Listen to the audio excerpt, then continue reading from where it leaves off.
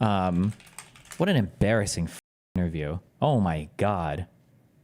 Thank you, Claire. What an absolutely embarrassing. We might just listen to this whole thing right now. Thank you, the Economic Club of Chicago. Thank you, David, particularly. I want to say two things at the beginning. The first is just for the record and for those people watching on television, the Economic Club of Chicago and the Committee for a Responsible Federal Budget, which is a bipartisan outfit. People, what they're often worried about is the cost. And the Committee for a Responsible Federal Budget, which is a bipartisan outfit, put out some predictions the other day. If you add up all the promises you've made, and your plans would add $7.5 trillion to the debt. That's more than twice the total for Vice President Harris. You're on course to push up debt up to 150% of GDP. This is a very business-like audience. Yeah. Why should they trust you with that? Because we're about growth. She's got no growth whatsoever, and we're all about growth. We're going to bring companies back to our country. You look at, even today, as I was driving over, I see these empty, old, beautiful, like steel mills and factories that are empty and falling down. Now, some have been converted to senior citizens' homes, but that's not going to do the trick. When was this? A month ago. This was supposed to be the one where the media treated him horribly, and he complained about it. But like, the guy is pretty gentle. I mean, he's a little rougher than most, but still, like, Trump doesn't get held accountable for any of his answers. And factories that are empty and falling down. Now, some have been converted to senior citizens' homes, but that's not going to do the trick. And we're going to bring the companies back. We're going to lower taxes still further for companies that are going to make their product in the USA. We're going to protect those companies with strong tariffs. Look, like, none of these things are addressing. I don't think he knows what any of these things mean. Why would the debt be lower just because companies are producing things at home? You need to make the connection there. Like lowering taxes, that's going to dramatically increase the debt. Where are your spending cuts? What are they? A believer in tariffs. I'm not sure that you are. I don't think you are, but I congratulate you on your career. But to me, the most beautiful word in the dictionary is tariff.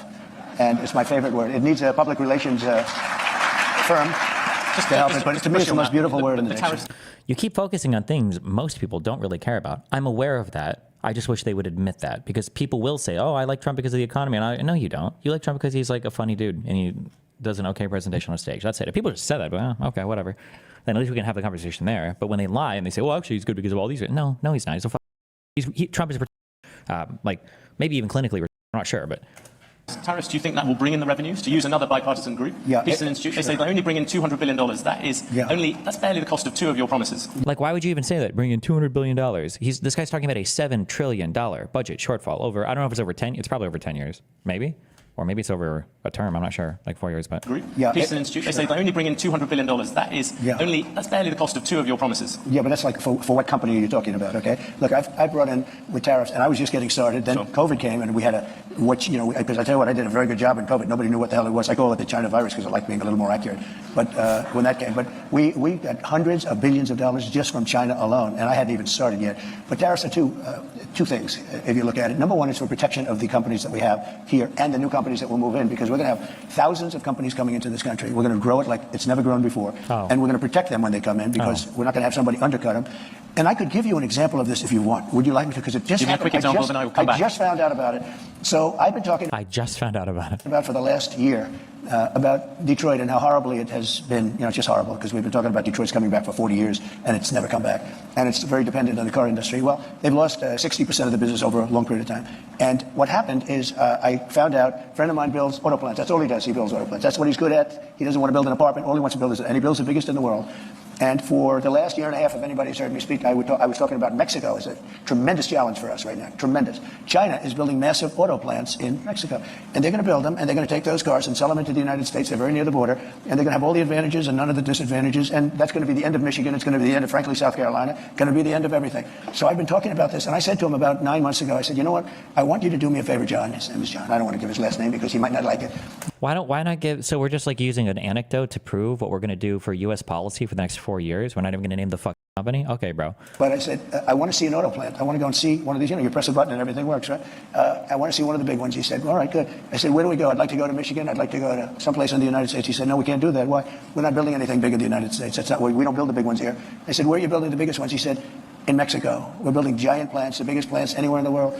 In Mexico, I said. So you mean they're going to make cars cheaply? They have advantages over labor and other things, and they're going to sell them into the United States, and they're going to put Michigan out of business. Is that what?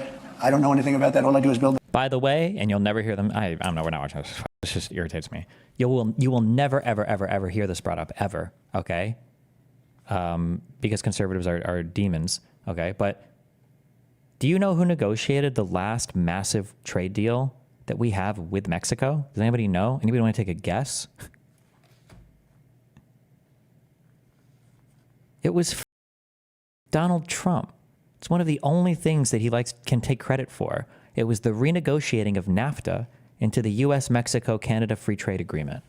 How can you sit here and talk about how much Mexico is over on car manufacturing and all these things? Lil bro, like 4 years ago, you renegotiated all of our trade. Like, could you imagine if Kamala or if Biden or if some Democrat was the one that negotiated this, how much they would bring this plan up over? It was the worst deal, the worst trade deal. It was the worst trade deal we've ever had. It was such a bad trade deal. Look up. This is your trade deal. How did they flip this on you in 4 years? Hello? The plants. If you want to see a plant, we'll go to Mexico. I'll show you the biggest plant in the world. That was 9 months ago. I saw him, and I talked about it all the time because I think it's a serious threat to our country, because not only autos, but other things. So then I see him 2 days ago. I was talking at another club, very nice club, and like this, except, I don't know, I think you people are probably even wealthier, okay? This was in Detroit, okay, which was appropriate. And I was showing them all sorts of charts about how their car, it's just gone down. It's like terrible. And I saw him, and I said, oh, how are you doing? How have you been? I said, could I ask you, how are those plants that you mentioned, those giant plants that you're building in Mexico, how is that coming along? Have you finished them? No, sir. They abandoned the project when they heard you're running. They abandoned the project when they saw that you were winning and doing well. I said, well, because I told them. Where's the evidence of this? Can you give me, so you're saying that there were massive plants that were being built in Mexico, but the people were so prescient, they knew the future so well that as soon as they saw you doing well in the polls, they pulled out of their tens of millions of dollars investment on these plants. This is obviously a fake story. Like, this is just fake. Like, this is so stupid. Like, you're just literally making shit up. It's so crazy to me. And then literally everyone claps. What the I told them, and I said it publicly, they're not going to sell one car into the United States. I said, if I run... So you're going to renege on your trade agreement that you just negotiated with one of our largest trading partners 4 years ago? What? This country, if I'm going to be president of this country, I'm going to put a 100, 200, 2,000% tariff. They're not going to sell one car into the United States because we're not going to destroy our country. Right? Because I know you're an anti-tariff guy, but I'm the exact opposite. If I had, there is no other way I could have stopped them other than, what am I going to do, negotiate with Mexico, with China? You're not going to get anything from that. I said I'm going to put a 100, 200, or 300. I'm going to put the highest tariff in history, meaning I'm going to stop them from ever selling a car into the United States. So I just see the guy by accident. I see him. He says, sir, they've abandoned it. And by the way, they built foundations. They were really rocking. They were going to do it. They thought that I was going to win, or maybe they just told him off. I tell you this. If I don't win, those factories are going to wipe out this country. They're the biggest factories ever built for cars. They're going to wipe out our country. If she wins, and she doesn't know what the hell she's doing. If she wins, she's not going to be thinking about... I couldn't, every speech I made having to do with cars, but every speech I made having to do with tariffs, I'd mentioned that our country is being threatened by Mexico. Now, all of those things, beyond even the car companies, all of those things are now dead. They're dead. I asked him, will they start? Probably not. They're dead as a doornail. If she gets in, it'll start up again. President Trump, I'll let you give your example. How does the service economy fit into that? Is it even higher? Yeah, service economies are even higher, I think, value add. Because think about your inputs, right? Like, you can just literally have a guy, it's not even that capital intensive, and this guy could be generating like immense value for the world, for your country, forever. Like, yeah, service jobs are probably some of the highest level of productivity jobs, right? I think in general, on average. Yeah. You talked a lot about tariffs. You look at the American economy, 40 million jobs rely on trade. It accounts for 27% of GDP. Okay. If you cut that off, that's also going to have an effect on many, many business people here. Yeah. Tariffs also have another side. Isn't that something that you have to acknowledge? No. You could be plunging America into the biggest trade war since Smoot-Hawley. But there are no tariffs. You're going to stop. There are tariffs already. No, there are no tariffs. All you have to do is build your plant in the United States, and you don't have any tariffs. But people, a lot of places like this, there are a lot of jobs that rely on foreigners coming here. You're going to basically stop trade with China. Isn't this simplistic overly? I imagine someone working on an oil rig is adding much more value than some basic manufacturing, or someone working at McDonald's, or tons of other jobs. I mean, like, it depends on exactly what you're talking about, but it also depends on what you mean when you say working on an oil rig, because some of those jobs are, I believe some of those jobs are highly specialized. Like, it's not like you don't send random people who are like, oh yeah, like I flunked college and I can't do any other work. Can I go work on an oil rig? I'm pretty sure the people that go work on those things are usually like relatively specialized workers. I believe so. I could be wrong, but I'm pretty sure it's not just, those aren't just like random high school people working. Like, it's not that there's anything wrong with random high school. But also keep in mind, too, that you need like a huge capital investment as well for all of that oil rig stuff, too. Like, you have to have advanced manufacturing to even create those things to make the oil rig possible, right? You're talking about 60% trade on that, 60% tariffs on that. You're talking, as you said, 100, 200% on things you don't really like. You're also talking about 10, 20% tariffs on the rest of the world. What's the long-term negative effects of trade deficits for an economy? Is it sustainable for the U.S.? I don't know if there is. I don't know if anybody considers there being, I don't know enough macro econ. If down the road there's some negative impact for running trade deficits for long periods of time. There might be, but if there are, I'm not aware of any. The world. That is going to have a serious effect on the overall economy. And yes, you're going to find some people who will gain from individual tariffs. The overall effect could be massive. Are trade deficits bad? I've never heard a convincing reason for why a trade deficit is bad, no. I agree it's going to have a massive effect, positive effect. It's going to be a positive, not a negative. Well, let me just, no, let me, I know how committed you are to this, and it must be hard for you to, spend 25 years talking about tariffs as being negative and then have somebody explain to you that you're totally wrong. It'll have a negative, it will have, I'll go step further. If you don't do this, this country has no chance. 40 million jobs is a lot of jobs to rely on trade. They're all coming back. Those are 40 million jobs in America that rely on trade. Are you ready? John Deere, great company, they announced about a year ago they're going to build big plants outside of the United States, right? They're going to build them in Mexico. And you threatened them with tariffs and they stopped. That's right. I said, if John Deere builds those plants and not selling anything into the United States, they just announced yesterday they're probably not going to build the plants, okay? I kept the jobs here, and I'll keep them. John Deere will stay here. And I'll tell John Deere, if you do build outside of the United States, you can, if you want. For instance, India is a very tough country. It's not only China. China is the, I would say, probably the toughest. But there are a lot of tough. You know what's very tough? European Union. Our beautiful European countries, wonderful, wonderful. If you add them up, they're almost the size of us. They treat us so badly. We have a deficit. I said to Angela Merkel when she was there, she's not there anymore, I wonder why, but when she was there, I said, Angela, how many Chevrolets do we have in Berlin? Why, Donald, you have none. He said, that's right. How many Fords do we have in Frankfurt? I don't know. None. I said, that's right. You know how many cars we have? Mercedes-Benz, BMW, all of the different Volkswagen, millions and millions of cars. And then I said, farm products. They don't want our farm. They don't want anything from us. We have deficits that are crazy. And we're not going to have them anymore. We're going to put tariffs on them, and they're going to do. And you know what they can do? The Mercedes-Benz will start building in the United States. And they have a little bit. But you know what they really are? Assembly, like in South Carolina. But they build everything in Germany, and then they assemble it here. They get away with murder because they say, oh, yes, we're building cars. They don't build cars. They take them out of a box and they assemble them. So, again, this is like one of your highest value-added manufacturing things. What he's saying here is so unbelievably economically illiterate. It's the equivalent to me saying, I have a guy over here who's literally mining lithium out of the earth. All this guy over here is he takes the computer keyboard and enters a few keystrokes on the microchip that was made from what I took from the earth. Like, what a stupid job. All he's doing is he's a code monkey. He just hammers away at a keyboard while I'm doing all the real work over here.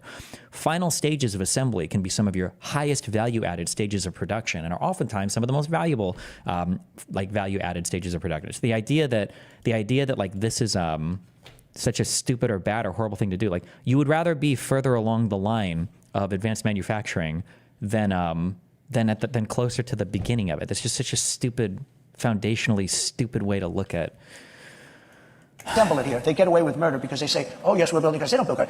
They take them out of a box and they assemble them. We can have our child do it. Can we come back? Let's come back to the Europeans in a second. What about consumers? People out there. They're going to be the biggest beneficiaries. Critics say your tariffs will end up being like a national sales tax. No, because if you have America at the moment has $3 trillion worth of imports, you're going to add tariffs to every single one of them. That is going to push up the cost for all those people who want to buy foreign goods. No. What's going to happen? It has to push the cost up. Like, the only reason they're not manufacturing them domestically is because it would be more expensive to do so. So if you're going to tariff things until domestic manufacturing is competitive, then necessarily costs will increase. It has to. There's no way around that. If you're going to say that costs will remain the same, then that defeats the entire purpose of having a tariff. If they could manufacture things for the same cost here, why wouldn't they already do it? It's all just illiterate, stupid. Mathematics, President Trump. It's not. Yeah, it is, but not the way you figured. I was always very good at mathematics. Yes. Let me tell you, you're saying $3 trillion. That's $3 trillion worth of imports. And they don't have to pay. And the higher the tariff, the more likely it is to have them come into the higher the tariff, the more you're going to put on the value. Yes, the higher the tariff, the more likely to bring the business back here, because the more expensive you're making the cost of producing the thing, right? Meaning the more expensive it's going to be to the consumer at the end, right? Of those goods, the higher people are going to have to pay in shops. Ready? The higher the tariff, the more likely it is that the company will come into the United States and build a factory in the United States so it doesn't have to pay the tariff. That will take that. Destiny is wrong. The cost wouldn't necessarily be higher. He doesn't understand comparative advantage. Excuse me? What an unbelievably thing to say. First of all, comparative advantage already supports not having tariffs, right? The reason why you're tariffing is because you're saying that the comparative advantage of the other country is higher than the advantage of you producing it locally because they can produce ever cheaper. That's what comparative advantage is. What do you think comparative advantage is, you What are you talking about? The comparative advantages exist on their end, that they're better at producing and manufacturing things that we purchase, and then we make the higher value added cost of, or the higher value added goods, right? That's the comparative advantage. When you tariff things, what you're doing is you're artificially blocking off, or you're artificially destroying their comparative advantage so that you can domestically manufacture. What are you talking about? That would take many, many, that would take many years. In fact, I'll tell you, there's another theory is that the tariff, you make it so high, so horrible, so obnoxious that they'll come right away. When I do the 10%, 10% is really, first of all, 10% when you collect it is hundreds of billions of dollars. The numbers that you're talking, all reducing our deficit. But really, so there's two ways of looking at a tariff. You can do it as a money-making instrument, or you can do it as something to get the companies. Now, if you want the companies to come in, the tariff has to be a lot higher than 10%, because 10% is not enough. Guys, they're not going to do it for 10. But you make a 50% tariff, they're going to come in. Let me tell you the other thing about tariffs that's great. Our steel companies, as you know, 3-4 years ago, they were all when I was in office, I saw a man from a big steel company, and he was devastated. I knew him for a long time. Oh, another anecdote from a company that he's not going to name in an area that he's not going to name. Okay, nice, based, okay. And it's been a tough business. It was a great business many years ago, and I would not let U.S. steel be sold to Japanese. By the way, it's psychologically, I think it would be. That's the Nippon Steel, as you know. Yeah, I wouldn't let it be sold, but I would stop it if it hasn't been completed by the time I'm president, because I think it sets a horrible tone. But I had a lot to do with steel. We were going to lose all our steel companies because China, as you remember, was dumping steel at levels that nobody's ever seen before, and I put a 50% tax on that. And a tariff on that, all dumped steel. And it was also bad steel. It was what they call dirty steel. It wasn't good steel, which is a bad thing for structural components of building. Let's say a country starts becoming lax in maintaining its foreign relations with its trade partners, and they start cutting you off from supply. What does it matter if you can program a chip if you don't have access to the chips or the machines that make the chips, or even resources or knowledge to make the machines and develop the process? Then you'd be fucked. I mean, if you want, then you can try to make everything at home. You're just basically, you're making a lower standard of living. If that's what you want to do, then you can do that. If you're like, I don't trust these other people, so we're going to lower our standard of living so it can be more stable, then go for it. But I mean, it's a lower standard of living, right? Like, how are you guaranteed right now that you're going to have food tomorrow if you don't grow your own? Well, if you want, you can go out and grow your own food, do subsistence farming, but you're not going to have as much time in your day to do other things. It's a lower standard of living. The more humans that are working together on projects, the more people that are working towards a common goal, the better the standard of living is for every single person involved. If you want to cut yourself off from huge groups of other humans that can be productive contributors to some giant labor force, then you can do that, but you're necessarily lowering your standard of living to do so. Buildings and planes and things like that. They were dumping crap into our country. And I put a 50% tariff. I started at 25. I raised it to 50 because the 25 didn't quite do it. I raised it to 50, and that did it. They stopped dumping steel. And I saved our steel mills by having that. We saved it. We saved our steel. Now, what was left, because we've lost so much. But there are certain companies you have to have. There are certain things you have to have. Steel, you have to have. If you go to war, there's a possibility you go to war. I kept us out of war. I was the only president in 82 years that kept you out of a war, except I defeated ISIS, but I inherited that war. And no wars. And by the way. So you're saying we should import all of our chips and not produce them? I think there are some industries that you can argue for producing locally for security reasons, like steel might be one, microchips might be one, maybe. But the idea that you should in-house all of it is beyond stupid. And when we in-house those microprocessors and everything else, you have to acknowledge that they probably will cost more because they're making them here now. But that's fine. The trade-off is just the trade-off is for national security reasons. But you're not just doing this for good economics or whatever. Right. And I think it's very important. You can go, call it the weave. You can call it, you have the weave as long as you end up in the right location at the end. But while we're talking about it, we have never been so close to World War III as we are right now, with what's going on in Ukraine and Russia and the Middle East. Well, I had no wars in the whole world. Think of it. And I talked them out of wars. I talked plenty of countries out of wars. I had the whole world, other than ISIS, which I inherited. And I knocked out ISIS in a matter of weeks. It was supposed to take 4 to 5 years. I did it in a matter of weeks. We actually have a great military. We don't know how to use it, but we have a great military. With great respect, I was asking about tariffs. You've gone up about that. Seeing you brought up tariffs and foreign policy, many people would say the biggest problem with your tariffs is actually geopolitics. You, in your first term, you got some credit for effectively saying that there was a Cold War against China. That's what America was in. If you look at the last Cold War against the Soviet Union, America won it in part because it rallied allies to it. You're talking about slamming allies with 30%, 20% tariffs. Isn't this time you're going to end up trying to rally the West and you're dividing it instead? Isn't that the real problem with tariffs, even beyond all the problems to do with the economy, where you keep on bringing up these individual examples, but the overall effect is going to be dramatic? No, the overall answer first about foreign policy. Yeah, I'll do that. How does it help you take on China, turning all your allies against you? Tremendously, because China thinks we're a stupid country, a very stupid country. They can't believe that somebody finally got wise to them. Not one president, Bush, Obama, Barack Hussein Obama, have you heard of him? Not one president, think of it, not one president charged China anything. They said, oh, they are a third world nation. They're developing. Well, we're a developing nation, too. Take a look at Detroit. Take a look at our cities. We're a developing nation. We have to develop more than they do. We're way behind them. You take a look at what's happened to our cities. So what I'm saying is my question was about your allies, not about China. You are going to annoy the people you need to rally behind you. But our allies have taken advantage of us more so than our enemies. Our allies are the European Union. We have a trade deficit of $300 billion with the European Union. Our allies are Japan. You know, Abe was a very good friend of mine. He was a great guy, great. And they said to him in Japan, he was assassinated.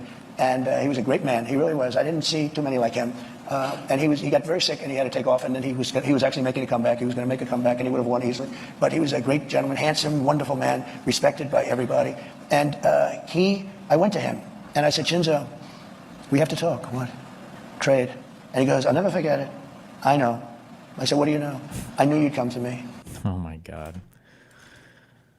Look at Ford's website right now. The cars and SUV section. The only car listed is the Mustang. America, no offense, I'm sorry, but like American cars kind of suck for generally like anybody that likes to drive cars or anybody like they're not just Americans didn't make good cars. There's a reason why in 2007, like what was it, Chrysler, GM like discontinued like 90% of their brands. Okay, there's a reason why it took so long for American manufacturers to even be able to make a decent compact car. Like we like F-150s, we like our Chevy Silverados. I'm pretty sure these are still the two most commonly sold vehicles in the United States. If you live in a European country, you don't want to drive these massive gas guzzling piece of shit around where you live. It's hard to park. They don't fit anywhere. They're huge. They're just like unnecessary. They're unwielding. Like nobody, like other people just don't really like these vehicles that much. It's not that it's not that hard to figure out. Like. But anyway, this whole interview is like all of this is so stupid. I appreciate that, Destiny. All right, bye. Remember to hit that like and subscribe, and don't forget the notification bell so that my videos show up right in your feed.